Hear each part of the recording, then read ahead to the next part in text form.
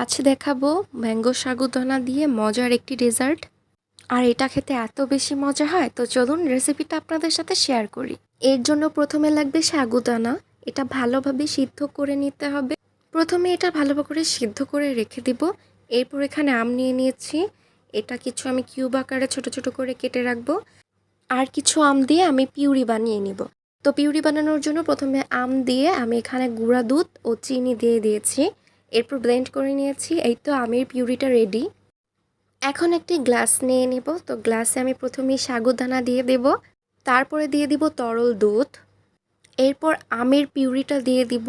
আর আমের পিউরিটা এটা এমনি খুব মজা হয়। তো এরপর আমের পিউরি দিয়ে সব ভালো করে মিক্স করে নিব।